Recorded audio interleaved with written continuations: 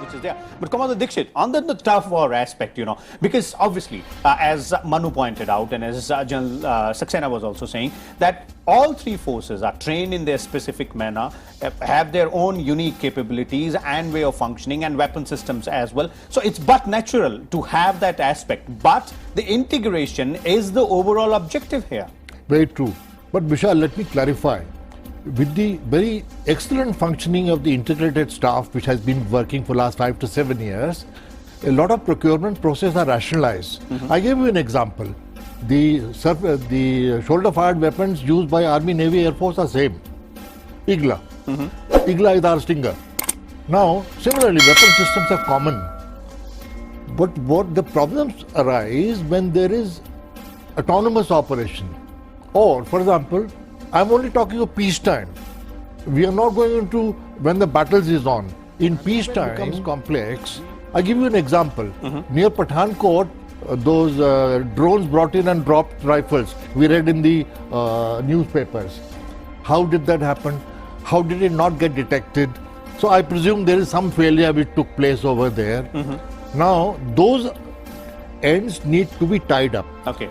The best way to tie it up is to bring everybody in the ambit, but not by disturbing the current structure. Now, mind you, you talked about the tough battles. The services have fallen in line. They have shown that we didn't have to follow the American model of passing a law to get people to work together. Even there, the Marines wouldn't fall in line. But in India, we have fallen in line. We have understood values. It's a very disciplined force. Oh yes, not only that, we understand. And we have groomed our military leadership together. So there is a greater understanding of each other's work. Although in their private life they may offer comments, we ought not to take it. One more point which I want to add to that. I sometimes feel that we are trying to follow an American model. You know the American NORAD, where the America and US and Canada joined up together to look at the space and incursion of weapon systems, which is a likely case in our case as well. Similarly, the formation of the Air Defense Command initially in US. Okay. So there is perhaps a belief to go in that way. But I am only skeptical of one particular aspect, and that is the developmental process which have taken place may go the wayward way. Air Force has developed the AFNET, and Manu just described a little other system which is there. Okay. So those have to be retained. Mind you, wherever there is aviation taking place, in whatever uniform and place and things like that, that should be brought into some kind of a control of the Air Defense Command. That is what is needed. I give you an example of drones. Civil aviation similarly. One more point I think is appropriate to make now. What will happen in the battlefield take place, the management of air defense? Okay. Will it fall under the ambit of Air Defense Command? I don't see that happening as yet. Okay. Now that's something, since the proposal is still being finalized, that is why we have all these questions being asked as to how will it happen, what will happen, and what will be the structure. And that brings me to General Saxena. General Saxena, again we're coming to the same moot theme. That is the integration aspect when we look at different weapon systems and different other systems which are functioning out there. But then if you look at the command and control structure as well, then if at all this proposal is being made, what are the options which we have, which can be looked at in terms of having that structure in place so that all these aspects which Commander Dixit is pointing out are taken into consideration? Sir, domain experts that Air Defense Command will set to rest many things without destroying or disturbing anything. Now take the case of control of air defense battle. Now the control of air defense battle, which is also called the Air Defense Control and Reporting System, is already a existing thing in the three services. Now as Manu was bringing out, this control of air defense or ADCRS is the lifeline of air defense battle. A weak control and reporting system, the best of air defense weapons will operate suboptimally. What does it mean? Now look at this, what I'm trying to say. This system is responsible for surveillance of the airspace, detection of the aerial objects, cancelling out the inputs from multiple radars so as to duplications are cancelled out, identification of those vehicles into friend or foe, prioritization of the air threat, selection of the most suitable weapon to take on the most threatened designation of the target in auto mode, successive shifting of fire from weapon to weapon, from aircraft to missiles to guns in a seamless manner, and control of the air defense battle, minute to minute control. Now all this is air defense control and reporting system. Today, the Indian Air Force, as a part of the 3 services, has got an integrated command and control system. But that does not end here. It rides on the FNet, Air Force Net. It has a national level command control linkages from the national command post right down to the weapon system. But it is not all alone. There is Army has got its air defense control and reporting system. It's got Akash Tir. Navy has got its air defense control reporting system called Trigun. Now the integration, what will be the first gain of air defense command? All these 3 systems will have to be integrated. Today, what is happening? These things are standing alone. Integration is taking place, but there are voids, serious voids in handshake. In perfect handshake, responsibility is to wipe out that voids and this and shape it properly. Okay. Now, number one, this does not end here. Now, what drives air defense? What drives air defense is air threat, as I told in the beginning. Today, the air threat is being determined by a number of agencies. Are classified. I don't want to mention them here. A number of inputtings, and some air threat is created at the level of National Security Secretariat and DIA and so on.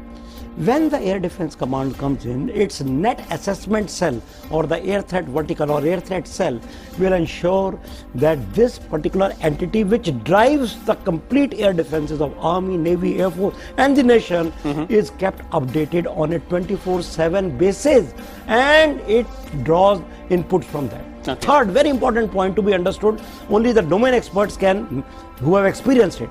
Now, how does this air threat defense of this country work? We identify vulnerabilities of the nation. Again, it is in a classified manner. There is some method in madness in which each service identifies its own verticals, vulnerabilities, Army, Navy, Air Force, national strategic assets, rear area, so on. Today, it has got service orientation. What service? Army assets, Navy assets, Air Force assets, national strategic assets, and then so many assets to be protected, therefore so many air defense resources required, therefore this is the priority, and that is how the air defense cycle rolls. Now, this air defense command, if properly handled, will take away the service perspective to a national perspective. So what they will say? All right, your perspectives here, this perspective and this perspective here, but the national perspective is this. Thirdly, very important point again, the core competency of each service decides what weapon it holds, what weapon it will hold in future.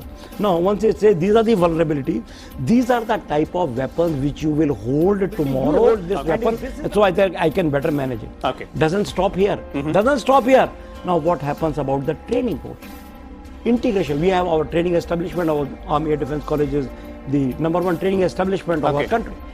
Now the 3 services can optimize their training to a very large extent. This is the top of the job of the Air Defense Command, to optimize the training value or by optimizing the training hours of each simulator, each component, each course, each everything, and give a service instead of Army, Navy, Air Force identity, a national identity to air defense. Okay. This is what is the source and essence of air defense. Okay. So General Saxena has put it out very, aptly out there. It's like, it's a much larger ambit than just the operational part.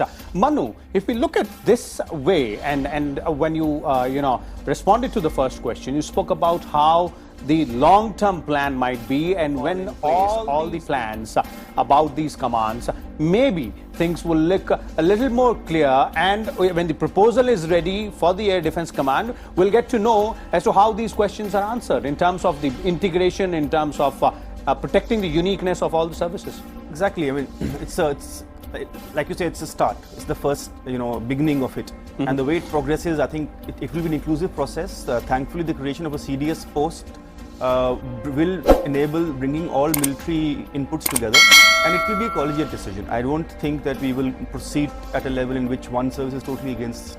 I think there will be gives and takes. And the other reason why this Air Defense Command is interesting to start off with is that it has linkages with every other command we have, and including the existing one. For example, like you said, the 2 commands we have is Andaman Nicobar and the Strategic Forces Command. Air Defense Command is intrinsically linked to your SFC, because of its responsibility. The Air Defense Command has to protect India against the nuclear missile strike, and it will have those assets. We are looking at a BMD and ballistic missile defense system coming up, which I presume will go to this. So. This is a command which will be set up from the very lowest of threats, which is say a drone dropping weapons, to the very highest of threats, which is a nuclear weapon. Overarching reach. Overarching thing. So that's why I think linkages between all these commands we will see more clearly in 3 to 4 years when it all comes through. But they will all be linked to each other, and these differences I think will get sorted out. And I don't see the possibility of one service taking great affront on, or declining to go ahead with this. I think it will be a collegiate decision in the end. Okay, thank you so much, Manu, out there, and thank you, Air Commodore Dixit and General Saxena as well. So there it is, as our panelists have pointed out. In a nutshell, first step has been taken, while there are several questions which remain to be answered, but those are being planned. That is why proposition or a proposal is being developed, and the clear picture will emerge when we have more clear detail as to how the Air Defense Command will function. It will come up, and other such commands in future as well. We'll come back again next.